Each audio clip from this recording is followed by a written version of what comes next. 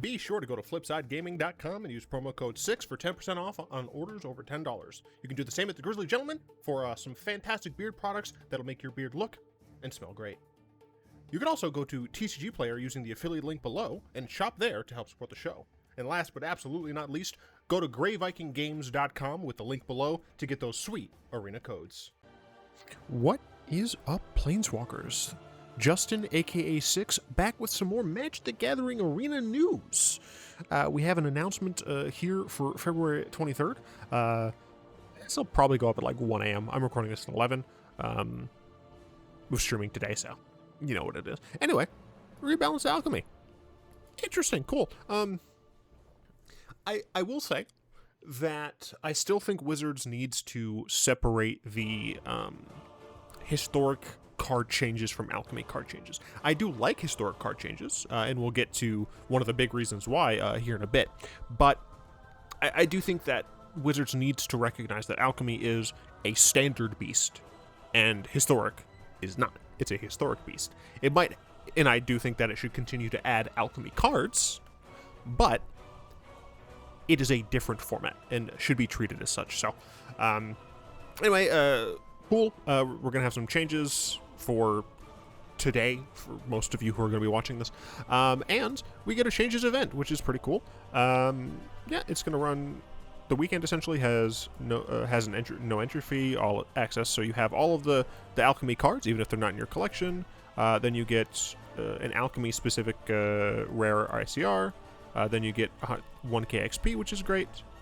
Get a third win and you'll earn one more. Okay, yeah. So this is one of those where you get ICR, some XP, ICR, and then you can just keep playing. I do like this. I like the fact that they're having these, hey, we're making changes to cards. If you don't have them, come here and play with them. So that's nice. Arena Open, this is for draft. I'm not good enough for draft to care. And we have some things here for the midweek Magic Shakeup. Whoop-de-diddly-dee. You know? I don't really care too much. Quick draft, blah, blah, blah. This, for what it's worth, this is not a state of the game. It's just an announcement. Totally fine with that. Let's get on to the part that actually matters, right? While we are waiting to see the full impact of Kamigawa Neon Dynasty on the Alchemy metagame, notice they say Alchemy metagame, not historic metagame, not standard metagame. It's a different format, and it should be treated as such. Before making balance changes there, we are taking this opportunity to buff the zombie deck and other cards that are agnostic of Kamigawa Neon Dynasty set-specific things. The overarching goal of the zombie buffs is to strengthen the Decayed mechanic, since the more generic zombie build-around cards, such as Champion of Perished and Blade-Stitched Scab, are in line with other creature-themed deck rewards. We instead chose to strengthen the zombie-specific mechanic that separates zombie decks from other creature-themed decks. We're also aiming towards to adjust Founders of Tyrants' play rate and win rate, as it's a staple in multiple top decks in Alchemy, and we're rebalancing and unbanning Fires of Invention. It is incredibly important to talk about this specific change. We'll talk to it when we get to it, but remember, it's play and win rate as a staple in multiple top decks in Alchemy, which is a modified standard format. That is very important. So let's see some of these changes, because as I still mostly play historic, or at least I mostly prefer historic, these will affect historic games, and I like playing zombies, so that's cool. They changed the ability cost from this by 2 whole mana, and that is obviously a ton. The fact now,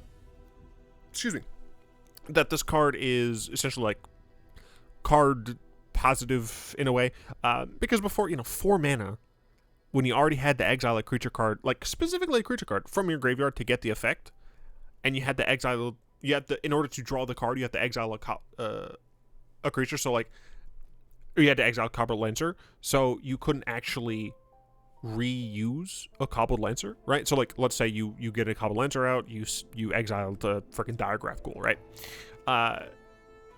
Since the ability requires this to be exiled, if you get another Cobbled Lancer, you don't have any creatures in your graveyard, unless you obviously had some more put in there. So I do like this change. The fact that they can make it so like you can reasonably use this effect is fantastic. It's the first part of the ability I think is still too difficult to get around, at least in historic, but I don't know, maybe it's fine. I don't like looking at this card. Big strength is its mana efficiency, but decks using it for efficiency were often uninterested in using the activated ability because it costs too damn much. We're aiming to play it to the card's strengths by making the ability cheaper. Cool. Removed mana cost from the triggered ability. And is now a 3/3 instead of a 2/2. That's actually pretty good. The mana gate on triggered ability made Death Priest a weak turn 4 play. Absolutely. As it could not immediately create a token when using decks utilizing Decay. The power and toughness increase will also help insulate the zombie decks from 2 damage board wipes. Cool. Which are often used to beat creature-themed decks that rely on creatures with low power toughness, at least in Alchemy. Obviously, this thing dies to a lot more things in Historic, but the fact that you still have this Undead Lord that now makes the skeletons easier and is buffer herself, absolutely fantastic. I love this is why I do love the fact that Wizards is willing to have these changes. For what it's worth, I think that when cards are being changed, I think that when cards are being buffed, if they're being buffed in Historic, cool, whatever. But when cards are being negatively modified, if they're getting a narrowing of what they can do, it needs to be like more set specific. And you might be saying, but that'll make things confusing. Why does a standard set or standard format affect the Historic format at all? That's what confuses me. So I don't think the people who play Alchemy are necessarily the same people that play Historic. Because Historic is Historic, and Alchemy is Standard. Asterisk. So, Falcon Abomination gets Flash. That's interesting. Overcharge Amalgam was difficult to play in zombie decks because so many of the zombie-themed payoffs are best played on your turn. Very true. We are aiming to give another option to play alongside Overcharged Amalgam by introducing an instant speed threat to deploy if Overcharged Amalgam doesn't have any good targets to counter. This is incredibly great reasoning, right? When you're playing an instant speed card in a deck with mostly sorcery speed cards, and this is something I've talked about with Bolas Control, it feels really bad to pass the turn knowing that you have a play that you could make at sorcery speed in order to hold up an instant speed effect, and then your opponent doesn't do the thing that you need to respond to with the instant speed effect. So you've essentially time-walked yourself. This gaining Flash means that, as they said here, you can hold up your Overcharged Amalgam, and if they don't play anything you need to counter, you just flash this in. 3 mana, you get 2 bodies. It's good. This is a great change. The card isn't like too strong. Sure, yes, it is a better Windrake in a lot of metrics, but this is not how it was in Draft, right? This is how it is in Constructed. That's good. Hobbling Zombie costs 2 mana instead of 3 mana. A 3-drop 2/2 with Death Touch is way different than a 2-drop 2/2 with Death Touch. I would legitimately consider playing this in a just a normal Historic Zombies list as a budget option, right? I mean, sure, you have better 2-drops in the one exploit dude who can yeet a Planeswalker or something like that, but this it takes something with it, like guaranteed, because it's Death Touch, and it leaves something behind. 2 things that you really love to have. This is a great budget option. Most Decay token generators require a specific condition, like Ghoulish Procession, or a significant mana investment, like Tainted Adversary. Reducing Hobbling Zombie's casting cost will give another cost-effective and reliable source of Decay tokens alongside Jadar, Gold Collar. That's another thing, right? Jadar is... I don't think Jadar is an uncommon. I think Jadar's a rare. Jadar might be an uncommon. But still, this is budget. This is sick. Narfi Betrayer King costs 1 less mana. I love this. Now, Narfi is a 4-drop Lord that can come back for 3 mana. This just makes my Narfi Brawl deck even better. Narfi Betrayer King's reanimation ability is the strongest part of the card, but as a result, decks would often try to discard or mill Narfi actively to actively avoid casting him. Reducing the casting cost will make it less punishing to draw Narfi when he is unable to be milled or discarded, and strengthen his role as an answer to board wipes for the zombie deck. Absolutely fantastic. It's still a legendary creature. You know, I love it. I have nothing else to say. This is a fantastic change. I love to see it. Sepulchral Ghoul gets 1 more point of toughness. That's fine. This card it's nice that it's buffed. I don't care about it. You can only activate this once a turn. I don't care. Sepulchre ghouls too harshly countered by expendable tokens and creatures such as Cursebound Witch and Eye Witch. Yep, giving it. Oh, they don't even talk. They don't even bring up the zombie, the 1/1 zombie that can give a -1. Like that also kills this. Giving a second toughness will let it get into combat much more profitably by attacking through 1 and 3 power creatures. Yep, it's decent. This. Oh. Beautiful. Because in your historic Zombies deck, you like to make the army tokens. In your brawl zombies, you like to make the creature tokens, right? And the fact that you don't get more tokens from killing the tokens is sad. This now is amazing. Decay tokens are often the best creatures to exploit, true. But Skullscab would be too repetitive and limited without the non-token restriction, as players would almost always exploit a zombie token and replace it immediately. Since this change will not affect limited, true, we are able to remove this restriction and provide another option to play with the decayed and exploit mechanics together. True! Incredibly true. For balancing reasons, it had to be printed the way it originally was, because it would be stupid and limited. You have essentially an infinite exploit card, right? You can just constantly exploit the generated zombie token. And now, you can do that in Constructed. It's great. It's absolutely fantastic. I love it. You're probably going to see a zombie deck from me in the relative future. Siege Assistant. Costs less. Scries more. Is weaker. That's fine. At 3 mana, this card was overshadowed by Fell Stinger. Very true. Fell Stinger drew you 2 cards. Sure, it lost you a life, but who fucking cares, right? It also had Death Touch, which is great. This now is different. Since drawing multiple Fell Stingers can lead to awkward draws, true, we chose to move it to 2 mana to be more efficient but less powerful card advantage option alongside Fell Stinger. Again, this is a fantastic choice. This really shows that Wizards knows how to balance cards, right? How to turn knobs. For limited, sure, maybe it was correct to have this at 3. You know, maybe they needed a 3-drop exploit creature, a blue 3-drop exploit creature in the file. Sure, whatever. I don't know. But it shows that someone who's working at Wizards understands, right, the goodness of the play lines, right? They can envision the fact that this alongside Stinger is not going to see nearly as much play. Stinger gets to have Death Touch, and it draws you 2 cards. Sure, it doesn't scry, and it domes you. So, you're playing a relatively aggressive deck. I don't think you care. This being at 2 mana now means that you have more options to place this. And again, you can put this in budget iterations of exploit decks, and it's good. It's fucking good. So I'm just happy about it. Alrin is different. Alrin's ability now reveals top 3 cards. From 2 cards, Haka is now a 3/3 instead of a 2/3. This is interesting. Alrin, God of the Cosmos' strength is its flexibility of being a 5-mana win condition that can fill gaps in the curve before then. We're buffing both sides to play into this flexibility by having it be more relevant in combat earlier in the game and more consistent win condition later in the game. I like that. Alrin is like the god, right? The Norse, the Odin equivalent, essentially, of Kaldheim. And while it saw a little bit of play here and there, it, hasn't seen much. I would love to see more Alrin, right? This is the kind of blue design that I think is cool. This is nice. It's good. I like it. Cosmos Charger costs 3 mana. Instead, Foretell costs is a single blue down from 3.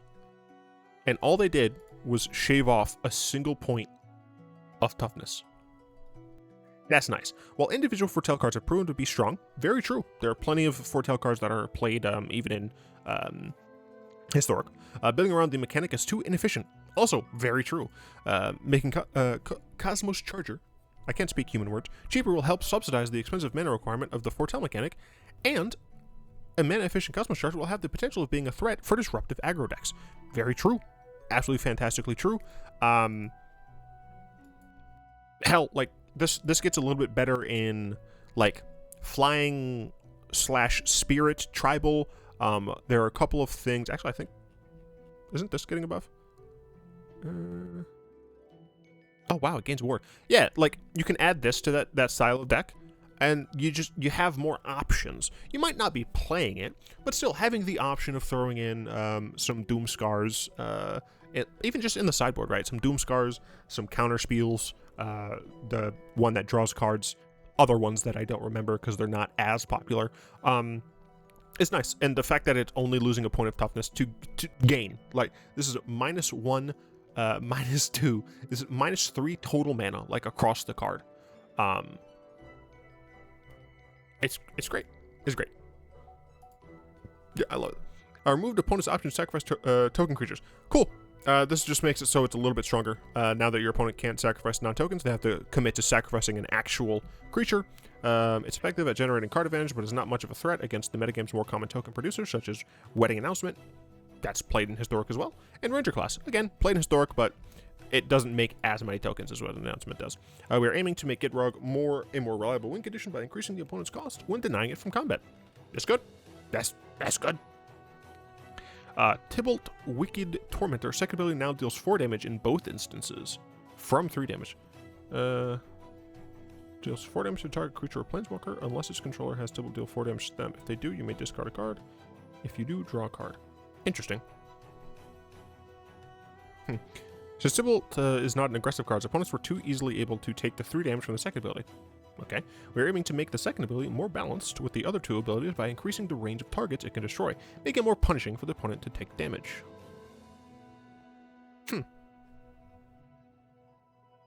You know, I haven't seen, like, any Tybalt in Historic. It's a buff. It's a buff. I like that. Good stuff. Tireless Angler. Now triggers when a swamp enters the battlefield in addition to islands. Awesome. Whenever an island or swamp enters the battlefield under your control, draft a card. We felt Tireless Angler triggering off swamps would be a flavorful addition that would also allow the card to play in more decks. Cool. If I recall correctly, this thing's spellbook is strange. It's just a bunch of, like, sea monster creatures, or, like, fish, that you could logically fish out. I think it's still going to be limited in the fact that it is a 3-mana 1/4 do nothing, because the turn that you play it, if you play it on 3, it does nothing, and then if you play it on 4 and play a land with it, you get to draft a card, but I don't think there are any 1-drops in it, and if there are, they're 1-drops, right? So, it's probably still not going to see play in Historic. Maybe it's play in Alchemy, I don't know. Sinister Reflection costs 1 blue from blue. Interesting. Previously, Sinister Reflection was effectively restricted to mono-blue creature decks. We're aiming to expand its application by making it easier to include in multicolor creature decks, perhaps zombies or ninjas. Do not have creatures you control in your hand. Huh.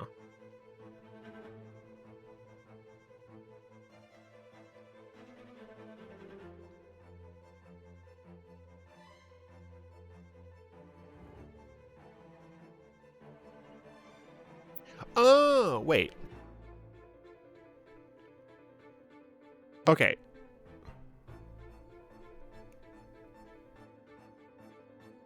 Okay, so there is something under the water.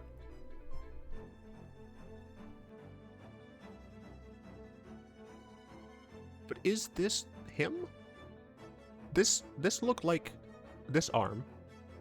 But then this hand, right, is shown that it's coming out of the water. So there is something under the water, which makes sense because it's 2. It does make it easier to play. I don't know. It's cool. It's cool. I don't know. Vega the Watcher gains Ward 2. That's just pretty cool. Vega the Watcher was too fragile to reliably build around mechanics like Foretell and Flashback. Giving Vega Ward 2 will make it safer turn 3 play and a better reward players waiting until later turn to get immediate value with Vega. Yeah, that is absolutely true. I like this change. Now, we've made it to the controversial section. Towners Retirement. Ability damages during the end step from upkeep. When I first read this, I thought it meant at the end of your upkeep, the person who owned Townraiser Tyrant. Then I remembered Townraiser puts the counter on a card that does the damage. Town Rager Tyrant was needlessly punishing creature decks that mostly operate at sorcery speed.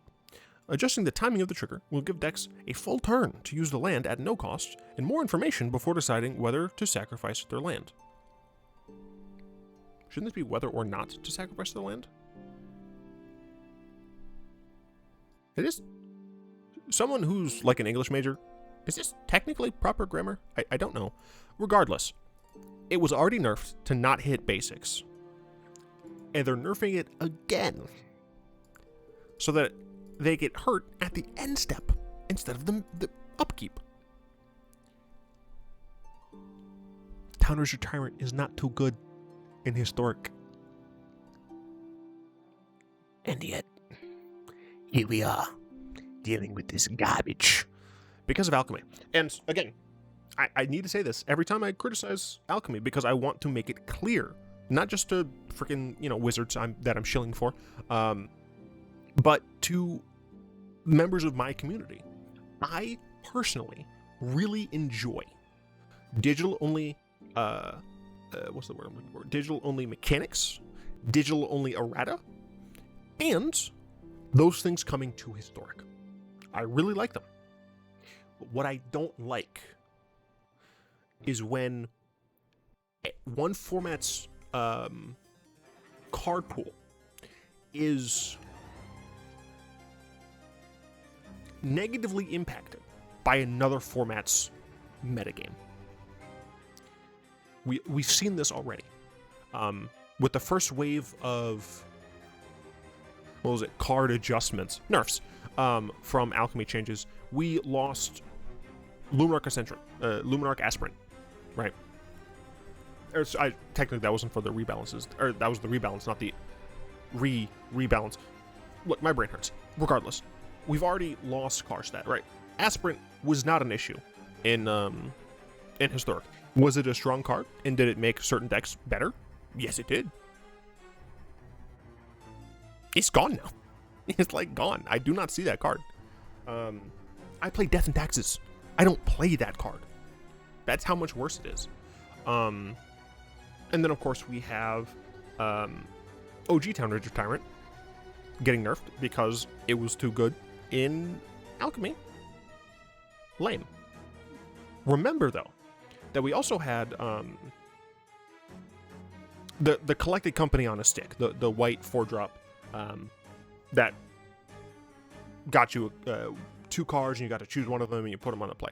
Right. That card was also nerfed, so that it had to be, it only triggered when you cast it, or when it entered off cast. I didn't complain about that, because that card was fucking busted in Historic, right? Maybe it was too good in Alchemy as well. I don't know. I don't care. But what I care about is Historic, and that card was too good. Again, I like that the card was included in Historic, but I don't like... I like that it was included in Historic. Full stop. I like that that card was changed, because that card did negatively impact Historic, being the way it was. I don't like the Town Rager Tyrant changes. I guess I'd live with one. If I had to live with one, I would want this change, and for them to revert the non-basic change for Historic. But I would prefer just to have normal Town Rager Tyrant in Historic, because I'm pretty sure is not too good. Then again, I'm a degenerate. But where I really, really appreciate the digital-only errata is with the ability to unban cards. We saw that with Teferi. I didn't care. Teferi so far has not been too much of an issue, because I think they did a decent job balancing him, rebalancing him. Balancing him, no. Rebalancing, yes. We get to have Fires of Invention back, and that's pretty sick. Costs 5 mana instead of 4 mana. Is now unbanned. Fires of Invention is an exciting card to build around, but was able to generate too much mana too early in the game. By delaying the card 1 turn, we are aiming to lower the ceiling and better align it with the deck building cost of the card. I'm stoked to put this back into my Nicol Bolas control deck. Absolutely stoked.